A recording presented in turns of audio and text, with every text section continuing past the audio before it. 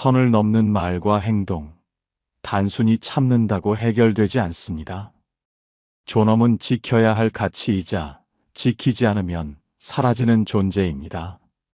철학은 말합니다. 감정적인 대응이 아니라 단호한 태도가 무례를 멈추게 한다고요. 무례한 사람들은 당신의 한 번 웃음, 한 번의 침묵을 학습합니다. 아, 이 정도는 괜찮구나 라고 말입니다. 그렇기에 철학은 이런 사람들 앞에서 감정 대신 차가운 경계를 세우라고 조언합니다. 무례함은 처음부터 거대한 형태로 다가오지 않습니다. 처음에는 농담인 척 가벼운 말투로 당신의 기분을 슬쩍 건드립니다. 만약 당신이 이때 아무런 반응을 하지 않거나 웃어 넘긴다면 다음번에는 조금 더 거칠게 다가올 것입니다. 그리고 어느 순간 그들의 무례함이 당신의 일상이 되어버립니다. 당신은 속으로 생각하겠죠.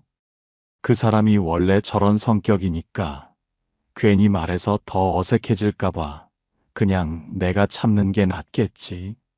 하지만 철학은 당신에게 묻습니다. 그 참음이 과연 당신을 지켜주었나요? 아니면 그들의 무례를 더욱 대담하게 만들었을 뿐인가요? 스토아 철학자들은 말합니다. 표현되지 않은 경계는 존재하지 않는 것과 같다고요. 무례함을 멈추게 하는 방법은 화를 내는 것이 아닙니다. 감정을 쏟아내는 것도 아닙니다. 그저 정확하고 단호한 태도 하나면 충분합니다. 니체는 말했습니다. 존엄은 말없이도 상대를 추접하게 만든다고요. 그 존엄은 길고 복잡한 설명이 아니라 짧고 정확한 문장에서 드러납니다. 예를 들어, 그 말 나한테는 불편합니다.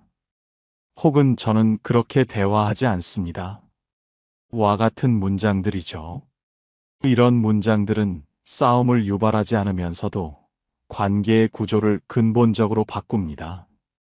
상대가 지금까지 가볍게 여겼던 당신의 경계를 새롭게 인식하게 만들죠. 무례한 사람들은 반응 없는 사람을 가장 쉽게 깔봅니다. 하지만 반대로 작지만 단단한 거절 앞에서는 당황스러움을 감추지 못합니다. 왜냐하면 그 순간 당신이 예전의 당신이 아니라는 것을 몸으로 느끼기 때문입니다. 그리고 그 불편함이 그들로 하여금 당신의 선을 다시는 쉽게 넘지 못하게 만듭니다. 철학은 말합니다. 무례함을 멈추게 하는 건 목소리 크기가 아니라 존엄의 크기라고요. 다음번에 누군가 당신의 마음을 가볍게 다루려 할 때 절대 웃지 마세요. 그냥 넘기지도 마세요. 그 대신 차갑게 선을 그으세요. 그 한마디가 당신을 지키고 그들의 태도를 변화시키는 강력한 시작점이 될 것입니다. 무례한 사람들은 상대방이 얼마나 받아줄 수 있는지를 먼저 시험하려 듭니다. 대놓고 막 대하는 것이 아니라 먼저 농담처럼 가볍게 이 정도는 괜찮겠지? 라는 말투로 시작합니다. 그 순간 당신이 웃거나 침묵하면 그들은 배웁니다. 아, 여기는 내가 발을 더 들여도 되는 곳이구나. 그렇게 무례함의 강도는 조금씩 하지만 꾸준히 세집니다. 그리고 어느 순간 그들은 당신을 함부로 해도 되는 사람으로 마음속에 분류해버립니다. 철학은 말합니다. 내가 허락한 자리에만 사람이 들어오는 것이라고요. 무례를 막는 것이 분노라고 생각하는 사람들이 많습니다. 하지만 감정이 격해지면 오히려 그들은 예민하다는 말로 상황을 왜곡하고 책임을 전가합니다. 여기서 우리에게 필요한 것은 담담하면서도 단호한 선언입니다. 그 말은 저는 받아들이지 않겠습니다. 혹은 이런 방식의 대화는 저와 맞지 않습니다. 이것은 공격이 아니라 명확한 경계 설정입니다. 상대는 그 순간 자신이 넘어서는 안 될 선을 분명하게 자각하게 됩니다.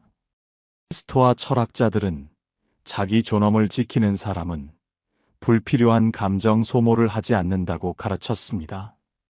당신이 화를 내지 않아도 당신의 눈빛과 목소리의 온도만으로 상대는 충분히 압박감을 느낄 수 있습니다. 무례한 사람 앞에서 당신이 차분해질수록 그들의 언행은 더욱 불편해질 것입니다. 그 불편함이 바로 그들이 다시는 당신의 선을 쉽게 넘지 못하는 결정적인 이유가 됩니다. 니체는 말했습니다. 사람은 자신을 당황하게 만든 태도 앞에서만 비로소 스스로를 돌아본다고요. 무례한 말을 들었을 때 그냥 넘기지 마세요. 한 번의 침묵이 평생의 무시로 이어질 수 있습니다. 당신의 경계는 당신이 만든 문장 안에서만 생생하게 살아 움직일 수 있습니다. 무례한 사람들은 상대가 감정을 숨길수록 더 대담해집니다.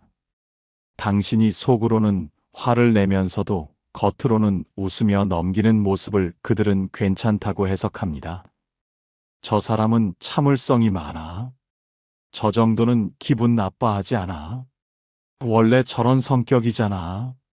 라고 말입니다. 하지만 철학은 다시 묻습니다. 그들이 정말 몰라서 그러는 걸까요? 아니면 알고도 당신의 익숙한 침묵을 교묘하게 이용하는 걸까요? 스토아 철학자들은 말했습니다. 내가 용납한 순간부터 그건 온전히 내 몫이 된다고요. 즉, 한 번 허락하면 그것은 곧 규칙이 되어버립니다. 그래서 무례한 사람 앞에서는 감정보다 훨씬 더 중요한 명확한 규칙을 보여줘야 합니다.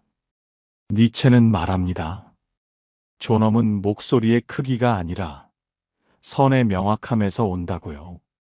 그 명확함은 길게 설명하는 것이 아니라 짧고 간결한 말에서 힘을 발휘합니다. 그 표현은 저에게 맞지 않습니다. 혹은 그런 말투는 저와의 대화에서 쓰지 말아주세요. 이 말은 상대를 비난하지 않으면서도 무례를 분명하게 지적합니다. 그리고 듣는 사람으로 하여금 자신의 태도를 깊이 돌아보게 만들죠. 무례한 사람은 당신이 변했다고 느낄 겁니다. 예전 같으면 웃어넘겼을 일을 이젠 단호하게 받아치니까요. 그 당황스러움이 바로 다시는 함부로 당신을 대하지 못하게 만드는 강력한 시작점입니다. 한 번 경계를 세우면 그 다음부터는 그 경계가 굳건히 당신을 지켜줄 것입니다. 기억하세요. 무례는 우연히 발생하는 것이 아니라 고착화된 습관입니다.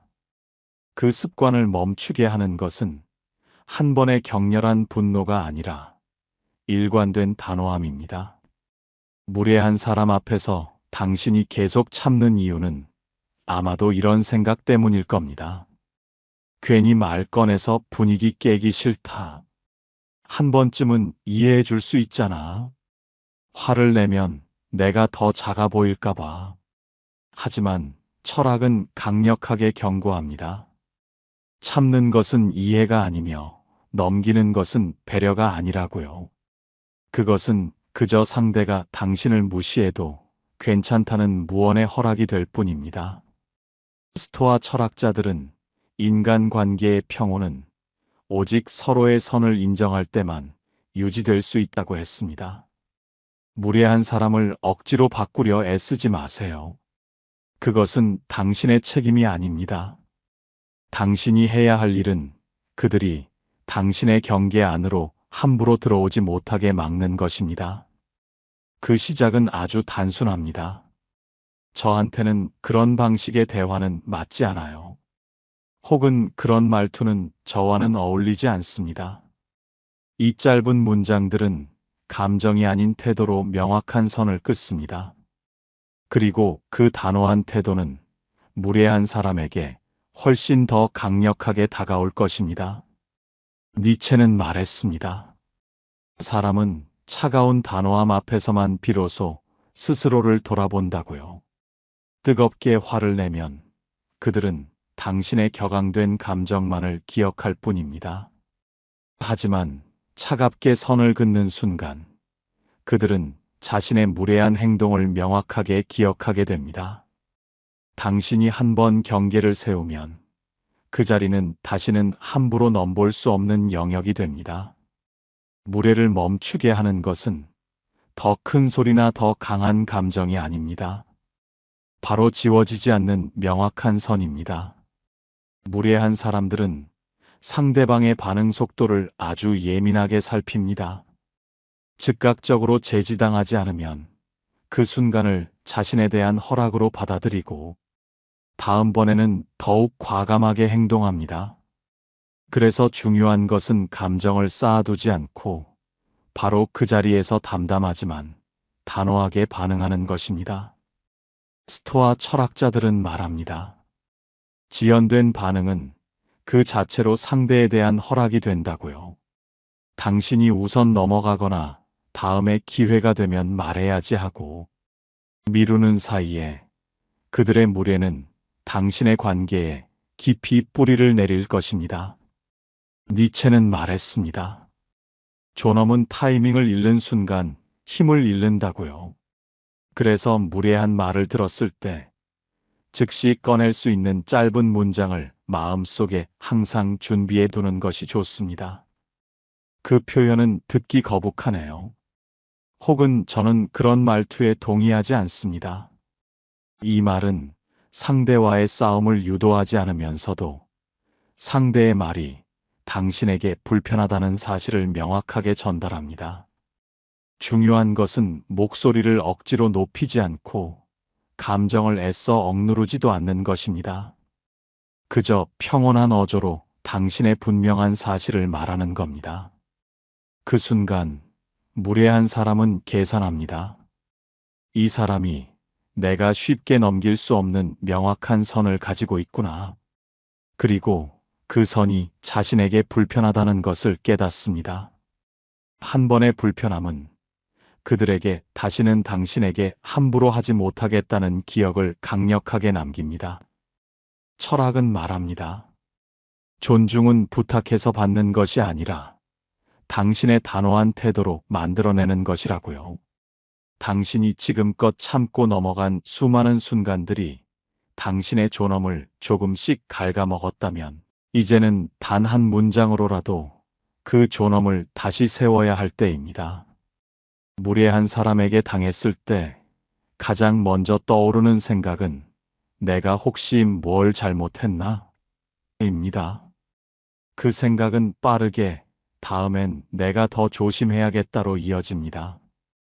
그리고 그 조심이 쌓이면 당신의 태도와 말투, 표정이 점점 더 상대를 눈치 보는 형태로 변해갑니다. 철학은 말합니다. 이것은 상대의 무례를 줄이는 것이 아니라 당신의 존재감을 스스로 좁히는 일일 뿐이라고요. 스토아 철학자들은 부당함을 침묵으로 감내하면 그 침묵이 곧 규칙이 된다고 했습니다. 무례한 사람이 변하는 순간은 당신이 작아졌을 때가 아니라 당신이 예전보다 훨씬 더 커졌을 때입니다.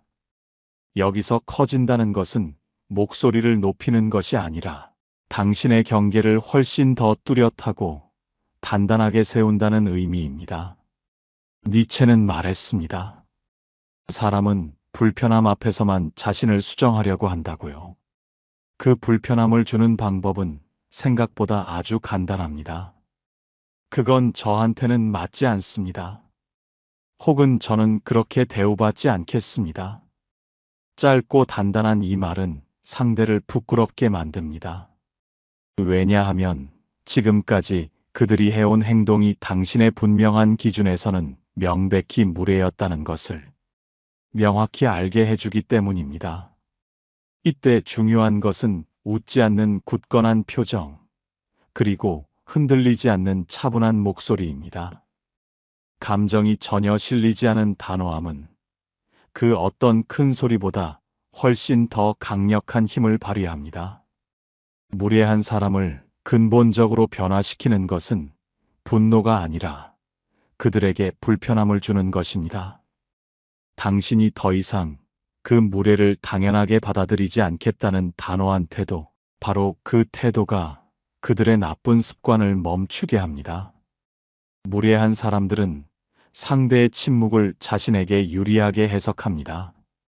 아무런 반응이 없으면 그것은 불쾌함이 아니라 자신에 대한 허락으로 받아들입니다. 그래서 한 번의 가벼운 농담이 다음번에는 노골적인 공격이 되고 그 공격이 결국 고질적인 습관이 되어버립니다. 철학은 말합니다. 경계는 내가 스스로 지키지 않으면 그 누구도 대신 세워주지 않는다고요. 스토아 철학자들도 자기 존엄을 스스로 보호할 의무가 우리에게 있다고 강조했습니다. 존엄은 타인의 호의로 주어지는 것이 아니라 내가 선택하고 만들어가는 결과라는 뜻입니다.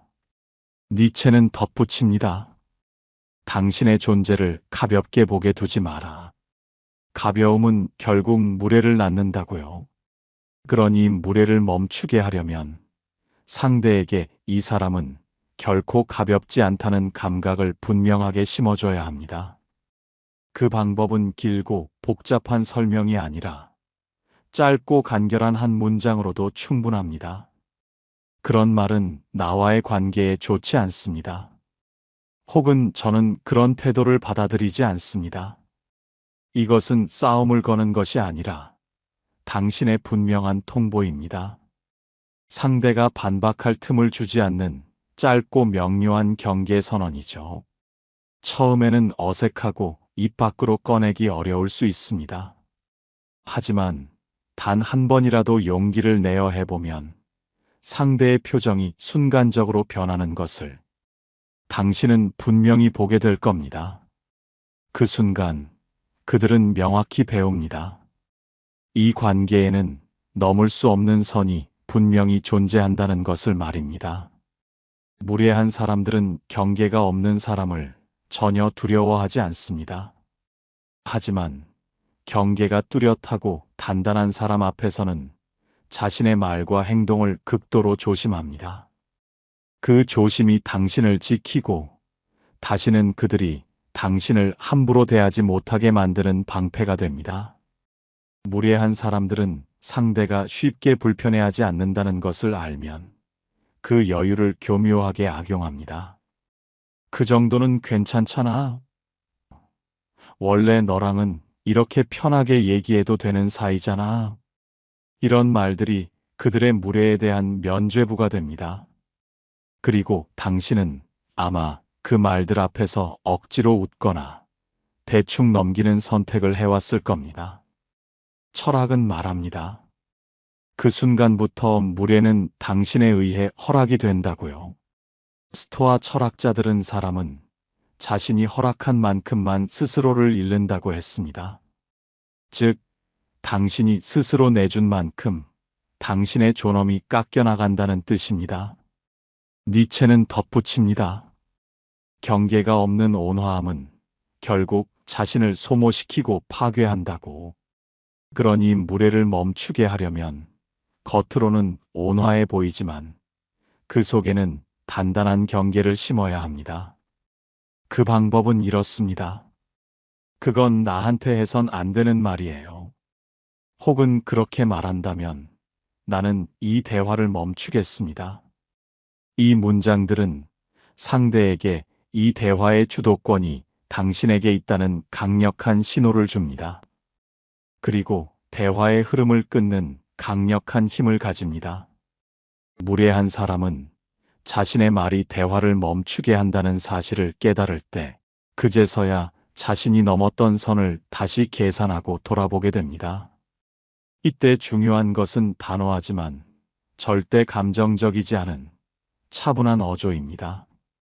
화를 억지로 누르는 것이 아니라 감정을 완전히 빼고 명확한 규칙을 선언하는 것입니다. 그 규칙은 상대의 언행을 제한하고 당신의 존엄을 굳건히 보존합니다. 무례를 당한 순간 당신이 웃을 수도 있고 침묵할 수도 있습니다. 하지만 단 한 번만이라도 명확한 규칙을 세우는 선택을 해보세요. 그 한 번의 단호함이 다시는 그들이 당신을 함부로 대하지 못하게 만드는 강력한 시작이 될 것입니다. 무례한 사람이 가장 두려워하는 것은 크게 화를 내는 사람이 아닙니다. 예상치 못한 순간 차갑게 선을 긋는 사람입니다. 그들은 큰 소리에는 방어적인 자세를 취하고 분노에는 변명으로 일관하지만 담담하고 단호한 경계 앞에서는 당황스러움을 감추지 못합니다. 왜냐하면 그 순간 자신이 방금 한 말과 행동이 명백히 무례였다는 사실을 피할 수 없이 명확하게 자각하게 되기 때문입니다. 스토아 철학자들은 말합니다. 상대를 바꾸는 것은 감정이 아니라 당신의 단호한 태도라고요. 무례한 말을 들었을 때 대부분의 사람들은 감정을 폭발시키거나 아예 침묵하는 극단적인 반응을 보입니다. 하지만 니체는 이렇게 말합니다. 당신이 침묵하는 순간 그들은 자신이 옳다고 확신한다. 그러니 우리에게 필요한 것은 감정을 최대한 줄이고 명확한 경계를 남기는 말입니다. 그렇게 말하면 나와의 관계는 지금과는 달라질 것입니다. 혹은 저는 이런 대화 방식에는 참여하지 않겠습니다. 이 말은 상대의 무례한 태도를 직접적으로 겨냥합니다. 동시에 당신이 이 관계의 주도권을 쥐고 있다는 것을 분명하게 보여줍니다. 무례한 사람은 당신이 언제든지 관계에서 떠날 수 있다는 가능성을 희미하게나마 느낄 때 비로소 스스로의 행동을 돌아보게 됩니다. 그 가능성을 암시하는 단호함이 그들에게는 가장 강력한 경고가 될 것입니다. 기억하세요. 무례는 소리를 질러서 멈추는 것이 아니라 당신 존재의 무게로 눌러서 멈추는 것입니다. 그리고 그 무게는 짧고 차가운 한마디에서부터 시작됩니다. 무례한 사람에게 당신이 계속해서 참아왔던 이유는 아마도 그 관계를 잃고 싶지 않았기 때문일 겁니다. 하지만 역설적으로 그 참음이 관계를 더 빨리 그리고 더 깊이 무너뜨립니다. 존중이 없는 관계는 겉모습만 유지될 뿐 속은 이미 텅 비어 있기 때문입니다. 철학은 말합니다. 경계 없는 온화함은 결국 자기 파괴로 이어진다고요. 스토아 철학자들도 인간관계의 진정한 평온은 서로의 명확한 선을 인정할 때만 유지될 수 있다고 했습니다. 니체는 덧붙입니다. 내가 자신을 귀하게 대하지 않으면 그 누구도 너를 귀하게 대하지 않는다.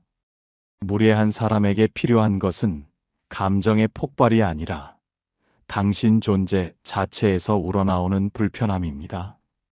그 불편함이란 이 사람에게는 이 정도까지는 안 된다는 명확한 인식을 상대에게 심어주는 것입니다. 그 시작은 아주 간단합니다. 그 말은 나와의 관계를 근본적으로 바꾸게 할 것입니다. 혹은 저는 그 태도를 결코 허락하지 않습니다. 이 짧은 문장은 당신이 관계의 주체이며 당신의 기준이 분명하다는 사실을 상대에게 명확히 각인시킵니다. 그 한마디를 들은 사람은 당신이 예전처럼 쉽게 넘어가지 않을 것이라는 것을 비로소 깨닫습니다. 그리고 그 깨달음이 다시는 그들이 당신에게 함부로 하지 못하게 만드는 강력한 제동 장치가 됩니다. 기억하세요. 당신이 세운 선은 오직 당신만이 굳건히 지킬 수 있습니다. 그 선이 곧 당신의 존엄이고 그 존엄이 바로 당신의 존재의 무게입니다. 무례한 사람들은 그 무게 앞에서만 비로소 멈춥니다. 그러니 이제 웃음 대신 명확한 경계를, 침묵 대신 단호한 선언을, 그리고 참음 대신 당신의 존엄을 선택하세요. 그 순간부터 당신은 다시는 그 누구에게도 가볍게 보이지 않을 겁니다. 무례한 사람을 근본적으로 바꾸는 것은 더 큰 소리도 더 강렬한 감정도 아닙니다. 당신 존재 자체에서 나오는 단호함, 그리고 선을 굳건히 지키는 일관된 태도가 그들의 나쁜 습관을 멈추게 합니다. 당신이 웃으며 넘겼던 수많은 순간들이 당신을 가볍게 만들었다면, 이제는 그 웃음 대신 단호한 경계를, 참음 대신 분명한 선언을 선택하세요. 그 선택이 곧 당신의 존재의 무게가 될 것입니다. 이 이야기가 당신의 경계를 세우고 당신의 존엄을 다시 세우는 작은 힘이 되기를 진심으로 바랍니다. 누구보다도 당신이 먼저 자신을 귀하게 대하는 그 순간, 세상 또한 당신을 지금과는 다르게 대하기 시작할 겁니다. 다음 이야기에서도 당신의 소중한 무게를 굳건히 지켜드리겠습니다. 사람의 마음은 참으로 묘합니다. 과도하게 다가오는 사람 앞에서는 본능적으로 한 걸음 물러서게 되고, 조금 여유를 두는 사람 앞에서는 오히려 다가가고 싶어집니다. 이 역설적인 현상은 인간의 심리 깊은 곳에서 일어나는 자연스러운 반응입니다. 어쩌면 지금 당신이 평생 인연이라 믿고 있는 그 사람, 정말 영원히 함께할 인연이 맞을까요? 아니면 당신의 과도한 집착이 그 사람을 인연처럼 보이게 만든 것은 아닐까요? 참으로 이상한 일입니다. 진정으로 머물 인연은 우리가 힘을 주고 붙잡으려 할수록 멀어지고, 오히려 조금 무심해질 때 더 깊어지는 경향이 있습니다. 인연을 억지로 잡아당기면 끊어지기 마련이지만, 힘을 빼면 자연스럽게 엮이는 것이 사람의 마음입니다. 관계의 온도 또한 억지로 붙잡으려 할수록 흐트러지기 쉽습니다. 오늘은 내 인연처럼 보여도 집착하지 말아야 하는 이유와 조금 무심해야 평생 인연이 되는 원리, 이 두 가지를 관계 심리학의 관점에서 깊이 있게 풀어보고자 합니다. 머물 인연은 당신의 노력만으로 만들어지지 않습니다. 오히려 마음의 여백이 진정한 인연을 끌어오는 강력한 힘이 됩니다. 사람은 마음이 불안해지면 관계를 끊임없이 확인하려 하고 상대를 자신의 곁에 붙잡아 두려 합니다. 확신이 없을수록 더 들러붙고 관계를 잃을까 두려울수록 더 매달리게 됩니다. 하지만 관계는 이러한 불안감에서 시작되는 것이 아닙니다. 항상 여유와 여백에서 싹트는 법입니다.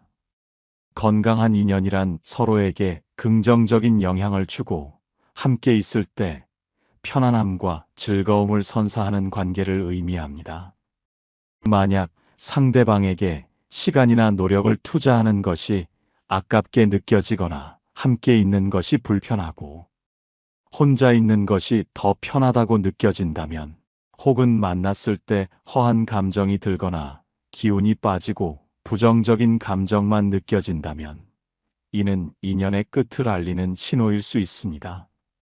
이러한 신호들을 무시하고 관계를 억지로 유지하려 할 때 우리는 종종 집착이라는 함정에 빠지게 됩니다.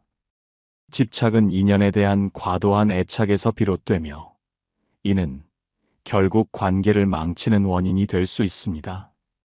적절한 거리를 유지하는 것이야말로 건강한 관계를 지속시키는 핵심 요소입니다. 그렇다면 무심함이란 무엇일까요? 무심함은 결코 차가움이나 무관심을 의미하지 않습니다. 오히려 상대방의 공간을 존중해주고 그들의 자율성을 인정해주는 성숙한 태도입니다. 때로는 약간의 무심함이 관계를 오래 지속시키는데 도움이 될 수 있습니다. 이는 심리학에서도 강조하는 부분입니다. 관계가 오래 지속되는 이유는 강렬한 감정의 폭풍이 아니라 잔잔하고 꾸준한 안정감에 있습니다. 무심함은 바로 이 안정감을 만들어주는 가장 조용한 힘이라 할 수 있습니다.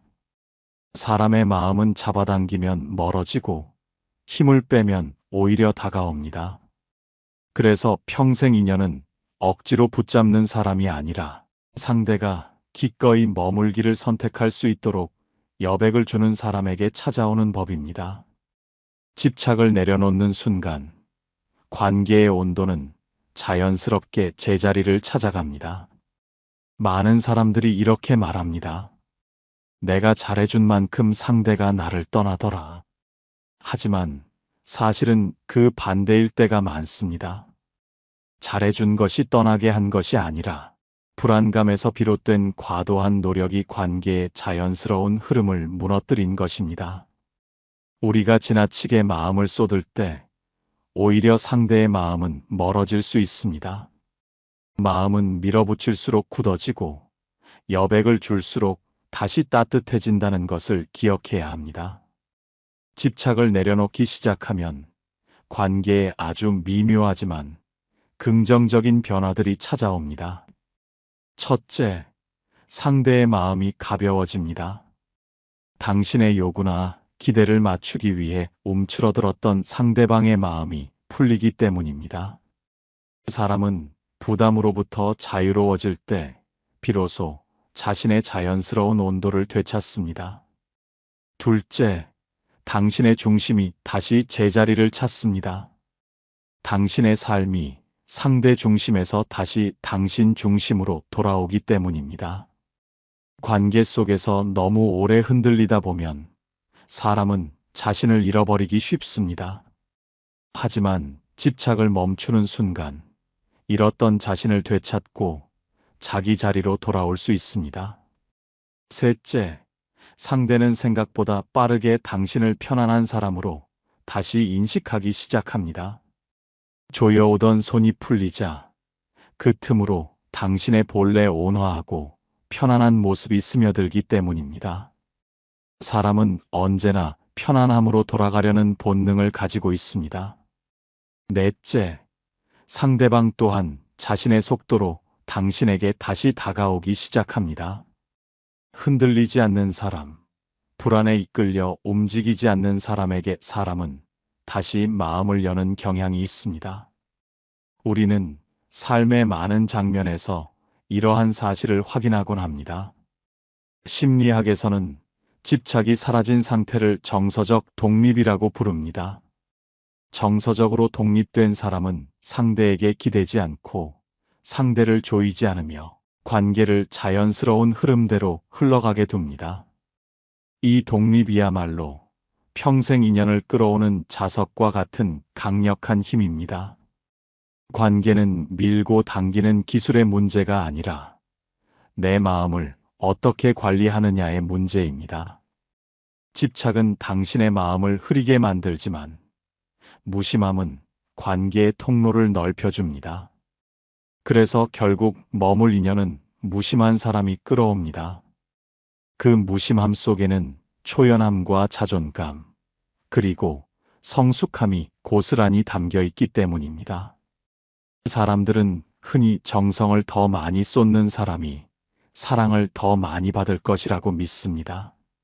하지만 현실은 그와 다를 때가 많습니다. 정성이 지나칠수록 관계는 무거워지고 오히려 여백이 있을수록 관계는 더 오래 지속됩니다. 사람 사이에는 보이지 않는 선이 있는데 그 선을 넘지 않는 사람이 오래 곁에 머문다는 말처럼 우리는 무심함에 대해 오해하고 있을지도 모릅니다. 무심한 사람은 결코 차갑지 않습니다. 오히려 따뜻함을 조용히 아끼고 소중히 여기는 사람입니다. 주고 싶은 만큼만 주고 남의 삶에 깊게 개입하지 않으며 상대의 감정에 쉽게 휘둘리지 않는 사람. 이것이 바로 사람들이 본능적으로 편안함을 느끼는 이유입니다. 무심한 사람이 사랑받는 이유를 더 깊이 살펴보면 다음과 같은 특징들을 발견할 수 있습니다. 첫째, 무심한 사람은 상대의 속도를 침해하지 않습니다. 조급해하지도 않고 다그치지도 않으며 왜 이렇게 느려? 왜 대답이 없어? 와 같은 기대를 강요하지 않습니다. 이러한 여유는 상대에게 진정한 배려로 느껴집니다. 둘째, 무심한 사람은 감정의 파도에 쉽게 휩쓸리지 않습니다. 상대가 잠시 흔들리더라도 그 감정에 같이 휩쓸리지 않고 제자리에 머물러 있습니다. 이러한 모습은 상대에게 불안 속에서도 자신을 굳건히 붙들어주는 든든한 동반자처럼 느껴지게 합니다. 셋째, 무심한 사람은 말보다 행동이 먼저입니다. 든든한 사람들은 자신을 구구절절 설명하지 않고 조용히 자신의 자리를 지킵니다. 말이 많지 않아도 믿음이 쌓이는 이유가 바로 여기에 있습니다. 넷째, 무심한 사람은 호의 뒤에 어떤 의도도 숨기지 않습니다. 그들의 행동은 좋아서 하는 것이지 관계를 조종하거나 대가를 바라기 위해 하는 행위가 아닙니다. 사람은 이러한 의도 없음을 본능적으로 안전하게 느낍니다. 다섯째, 무심한 사람 곁에서는 내가 더 나답게 존재할 수 있습니다. 억지로 밝은 모습을 보일 필요도 없고 잘 보이기 위해 애쓸 필요도 없습니다. 사람은 언제나 자기답게 존재할 수 있는 관계를 선택하기 마련입니다. 심리학에서도 이렇게 설명합니다. 부담 없는 관계일수록 상대는 자연스럽게 마음의 문을 연다고. 그래서 무심한 사람이 사랑받는 것입니다. 그들은 상대를 흔들지 않고 상대의 여백을 지켜주며 관계가 숨 쉴 공간을 만들어줍니다. 반대로 불안을 기반으로 한 과도한 관심은 사랑이 아니라 압박입니다. 붙잡는 마음은 상대를 밀어내지만 여백을 지키는 무심함은 상대를 끌어옵니다. 그 결과 머물 인연은 무심한 사람을 선택합니다. 이것은 관계 경험이 많을수록 더 빨리 깨닫게 되는 진실입니다. 관계가 한순간에 무너지는 것 같아 보여도 실제로는 아주 작은 균열에서 시작됩니다. 그리고 그 균열은 대부분 집착이라는 이름 없는 감정에서 태어납니다. 집착은 눈에 잘 보이지 않습니다. 처음에는 호의처럼 보이고 배려처럼 보이며 애정처럼 느껴지기도 합니다. 하지만 그 기저에는 너를 잃고 싶지 않다는 두려움이 숨어 있습니다. 두려움이 사랑을 가장하게 되면 관계는 그때부터 흔들리기 시작합니다. 집착이 관계를 무너뜨리는 순간들은 다음과 같습니다. 첫째, 상대의 일상에 과도하게 개입하기 시작할 때입니다. 상대의 작은 행동 하나하나에 의미를 부여하고 왜 연락이 늦는지, 왜 말투가 달라졌는지, 왜 예전 같지 않은지 혼자 해석하며 불안을 키웁니다. 그리고 그 해석을 상대에게 끊임없이 확인하려 듭니다. 이러한 확인은 마음을 가볍게 하는 것이 아니라 관계를 더욱 무겁게 만듭니다. 둘째, 상대의 감정을 내 몫으로 가져올 때입니다. 상대가 잠시 피곤한 것뿐인데 내가 뭘 잘못했나? 라고 과하게 반응하고 상대가 혼자 있고 싶을 뿐인데 혹시 마음이 식은 건가? 라고 불안해합니다. 그 사람은 자신이 책임지지 않아도 될 감정까지 떠안을 때 관계를 피하고 싶어지기 마련입니다. 셋째, 상대의 자유를 제한하려 할 때입니다. 집착은 의도치 않게 상대의 시간, 취향, 인간관계를 조절하려 합니다. 그 과정에서 잘 지내라는 자연스러운 말조차 감시처럼 느껴질 때가 있습니다. 자유가 사라진 관계에서는 사랑도 숨을 쉴 수 없습니다. 넷째, 노력의 방향이 바뀔 때입니다. 집착이 커지면 상대를 진정으로 사랑하기 위한 노력이 아니라 그 사람을 잃지 않기 위한 노력으로 변질됩니다. 이러한 노력은 상대에게 따뜻함이 아니라 부담으로 다가옵니다. 사람은 따뜻함에 머물지만 부담에서는 벗어나려는 본능이 있습니다. 다섯째, 관계의 중심이 상대가 아니라 내 불안이 되는 순간입니다. 불안이 커지면 상대를 있는 그대로 보지 못합니다.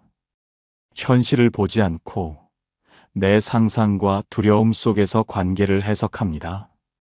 이러한 해석이 반복되면 상대는 결국 지쳐 떠나게 됩니다.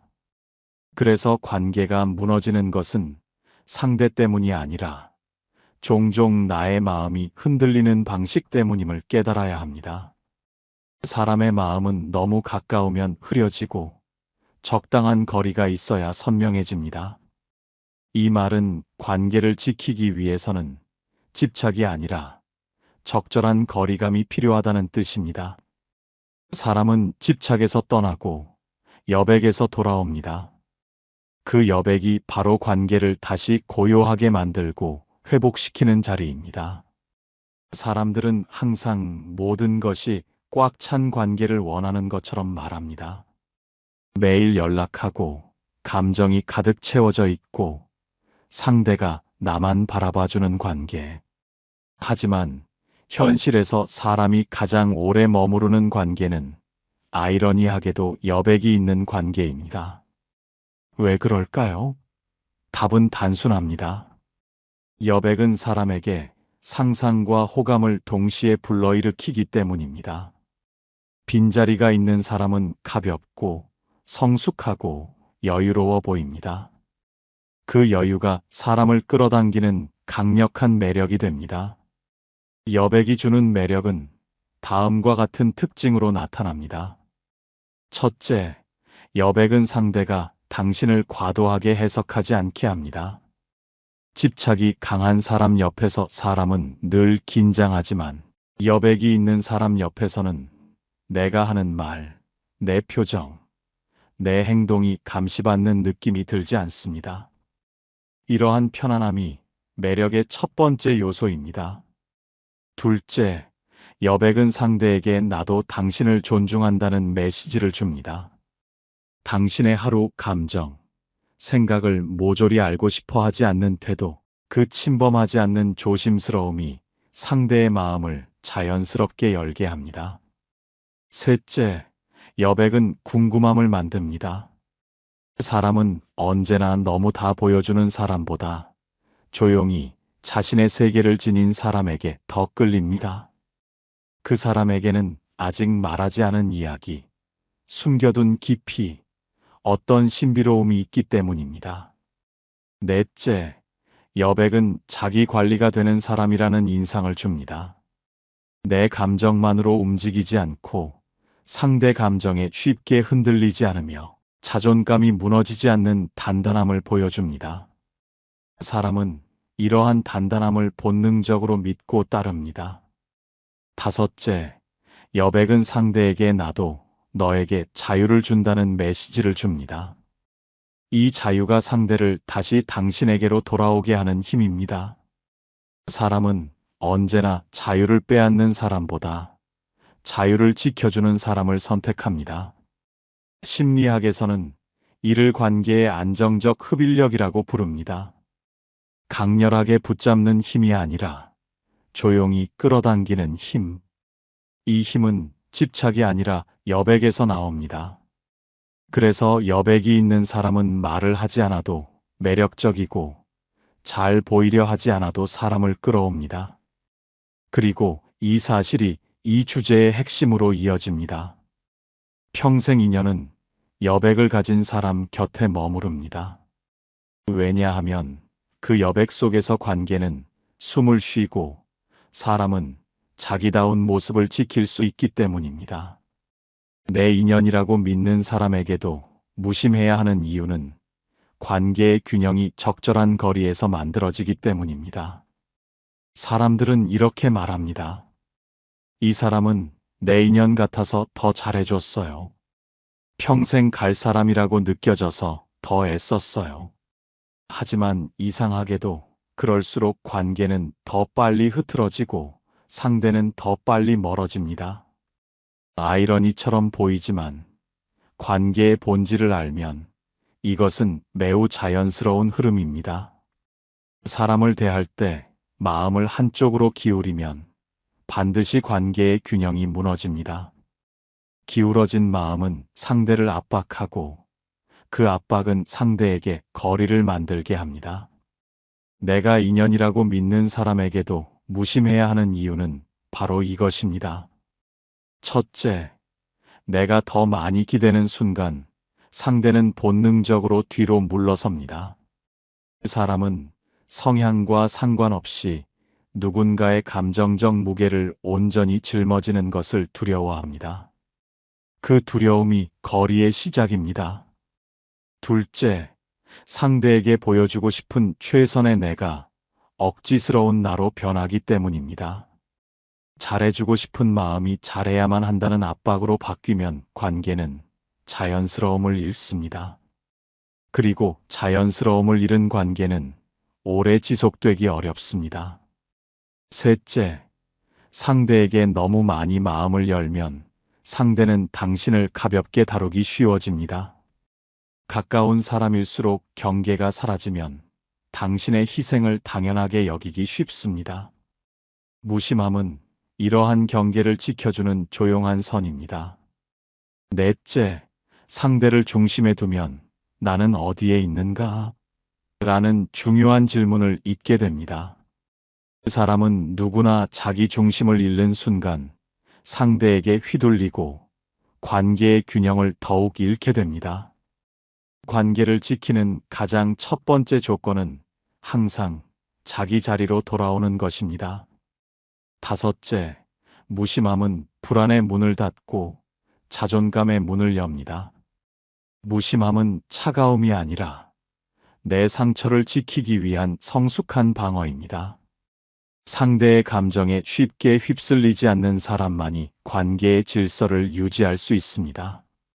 심리학에서는 이를 정서적 중립성이라고 부릅니다. 정서적 중립성을 가진 사람은 상대에게 기대지 않고 상대를 과하게 붙잡지 않으며 관계를 자연스럽게 흘러가는 대로 두는 힘이 있습니다. 그리고 중요한 사실은 이것입니다. 내가 인연이라고 믿는 사람일수록 더 무심해야 합니다. 왜냐하면 진짜 인연은 억지로 붙잡지 않아도 자기 자리로 돌아오기 때문입니다. 하지만 가짜 인연은 내가 아무리 잘해주고 희생해도 결국 떠날 사람이기 때문입니다. 무심함은 사랑을 약하게 만드는 것이 아니라 관계를 단단하게 만드는 토대입니다. 그 무심함 속에서 상대는 나를 부담이 아닌 편안함으로 느끼기 시작합니다. 그래서 결국 평생 인연은 내가 집착할 때가 아니라 내가 무심해질 때 찾아옵니다. 무심함은 상대에게 안전함을 주고 그 안전함이 관계를 오래가게 합니다. 많은 사람들이 착각합니다. 내가 관심을 많이 줄수록 상대가 행복해지겠지. 내가 더 잘해주면 관계가 깊어지겠지. 하지만 실제로는 그 관심이 지나칠 때 상대는 마음의 문을 닫기 시작합니다. 왜 그럴까요? 정답은 단순합니다. 사람은 본능적으로 통제당하는 느낌을 두려워하기 때문입니다. 사람의 마음은 억지로 움직이려 하면 굳어버리고 자연스럽게 흘려보내면 부드러워집니다. 이 말은 무심함이 단순한 무관심이 아니라 상대의 마음을 편안하게 하는 가장 조용한 배려라는 뜻입니다. 무심함은 상대의 마음에 다음과 같은 변화를 일으킵니다. 첫째, 상대는 당신 옆에서 긴장을 내려놓습니다. 내 감정, 말투, 행동 하나하나를 과하게 해석하지 않는 사람 옆에서 사람은 자연스럽게 부드러워집니다. 이 부드러움이 관계의 첫 번째 안정감입니다. 둘째, 상대는 자기 속도로 움직일 수 있다는 확신을 가집니다. 붙잡히지 않고 감정적으로 조여지지 않으며 당신이 자신을 억지로 끌어오지 않는다는 사실이 상대에게 자유를 줍니다. 자유를 느낀 사람만이 다시 당신에게 다가오려는 마음이 생깁니다. 셋째, 상대는 당신을 부담 없는 사람으로 인식합니다. 관계에서 부담을 느끼지 않는다는 것은 정서적 안정의 가장 핵심적인 요소입니다. 사람은 언제나 자기 삶의 리듬을 허락하는 사람 옆에 오래 머무릅니다. 넷째, 무심함은 상대의 마음에 자연스러운 궁금함을 만듭니다. 당신이 과도하게 감정을 드러내지 않을 때 상대는 오히려 이 사람은 어떤 생각을 하고 있을까? 왜 이렇게 여유롭지? 하고 관심을 갖기 시작합니다. 억지 관심보다 이러한 자연스러운 관심이 관계를 오래 지속시킵니다. 다섯째, 무심함은 상대에게 상대방의 감정을 존중한다는 메시지를 줍니다.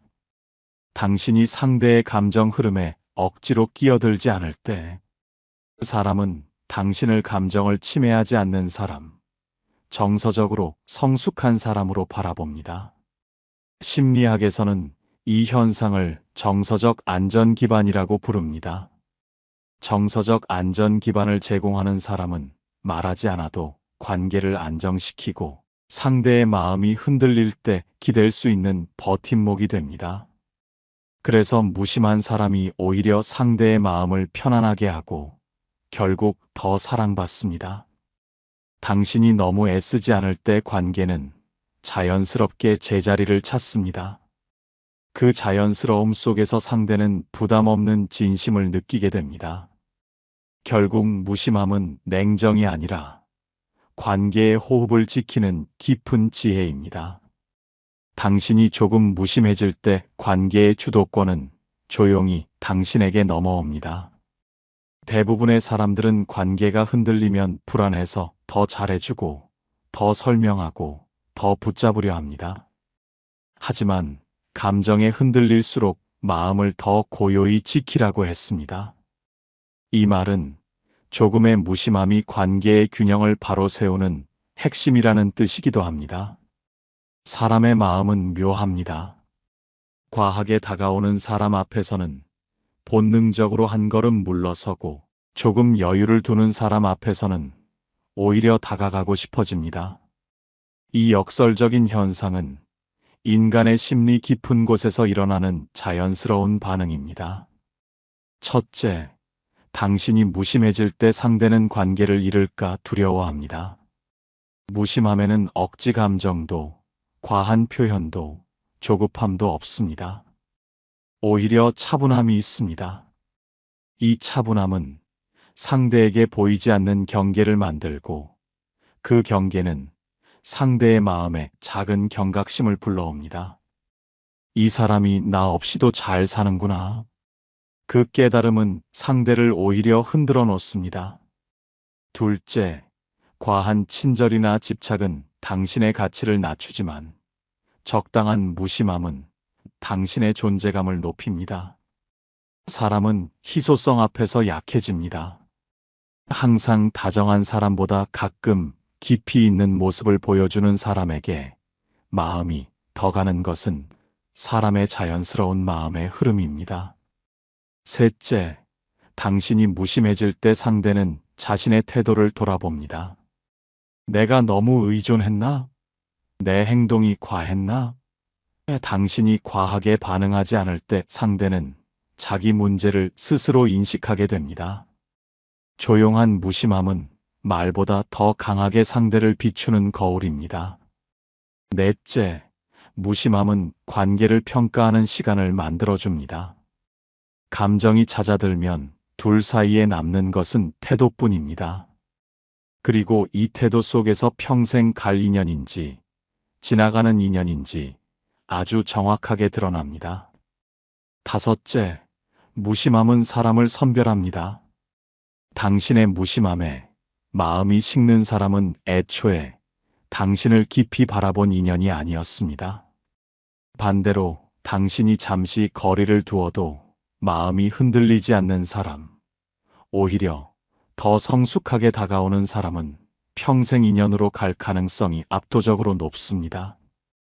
결국 무심함은 누군가를 자극하기 위한 기술이 아니라 관계를 선별하고 당신의 가치를 지켜주는 아주 조용한 방패입니다. 당신이 마음을 조금 거두는 순간 상대의 진심이 드러납니다. 이것이 무심함의 역전 효과이고 이것이 관계에서 흔들리지 않는 사람이 가지는 가장 강력한 힘입니다. 말을 아끼는 사람에게 인연이 오래 머무르는 이유는 무엇일까요? 관계가 흔들릴 때 사람들은 대부분 말을 많이 합니다. 설명하고, 해명하고, 오해를 풀고, 상대의 마음을 붙잡기 위해 더 많은 말을 쏟아냅니다. 하지만 말이 많아질수록 마음의 중심은 흐려집니다.